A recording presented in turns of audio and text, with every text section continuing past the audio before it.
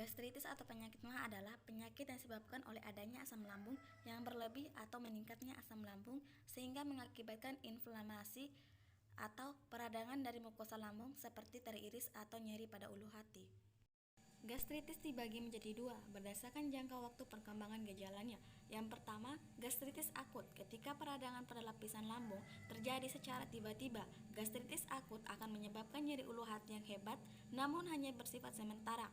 Yang kedua, gastritis kronis. Peradangan di lapisan lambung terjadi secara perlahan dalam waktu yang lama. Tanda dan gejala gastritis. 1. Nyeri ada dan ada sensasi panas di perut bagian ulu hati. 2. Perut kembung. 3. Mual muntah. 4. Cegukan. 5. Hilang nafsu makan. 6. Cepat merasa kenyang saat makan. 7. Buang air besar dengan tinja berwarna hitam. 8. Muntah darah. Komplikasi dari gastritis. Gastritis yang semakin memburuk bisa menyebabkan komplikasi diantaranya 1. Tukak lambung. 2. Pendarahan lapisan perut. 3. Anemia. 4. Kanker perut.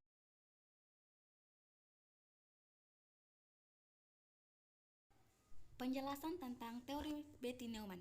Model konsep yang dikemukakan oleh Betty Neumann ini adalah model konsep healthcare system, yaitu model konsep yang menggambarkan aktivitas keperawatan yang ditunjukkan kepada penekanan penurunan stres dengan memperkuat garis pertahanan diri secara fleksibel atau normal maupun resisten dengan sasaran pelayanan. Secara umum, fokus dari model konsep keperawatan menurut Neumann ini berfokus pada respon terhadap stresor serta faktor-faktor yang mempengaruhi proses adaptasi pada pasien. Untuk itu, keperawatan seharusnya dilakukan menurut Neumann adalah mencegah atau mengurangi adanya reaksi tubuh akibat stresor. Upaya tersebut juga dinamakan pencegahan primer, sekunder, dan tersier. 1. Pencegahan primer. Tujuan pencegahan primer adalah mencegah timbulnya faktor risiko gastritis bagi individu yang belum atau maupun faktor risiko dengan melaksanakan pola hidup sehat, promosi kesehatan atau health promotion kepada masyarakat mengenai A. Modifikasi pola hidup di mana perlu diberi penjelasan bagaimana menggali dan menghindari keadaan yang potensial mencetuskan serangan gastritis. B. Menjaga sanitasi lingkungan agar tetap bersih, perbaikan sosial ekonomi dan gizi dan penyediaan air bersih. C. Khusus untuk bayi perlu diperhatikan pemberian makanan yang diberikan harus diperhatikan porsi sesuai dengan umur bayi. Susu yang diberikan juga diperhatikan porsi pemberiannya. D. Mengurangi makan makanan yang pedas, asam, dan minuman yang beralkohol, kopi, serta merokok. Pencegahan sekunder. Pencegahan sekunder dapat dilakukan dengan diagnosa dini dan pengobatan segera. Pencegahan sekunder. A. Diagnosis dini. Setiap penderita gastritis sebaiknya diperiksa dengan cermat. Evaluasi klinik meliputi anamnesi yang teliti, pemeriksaan fisik, laboratorik, serta pemeriksaan penunjang yang diperlukan, misalnya endoskopi atau ultrasonografi. B.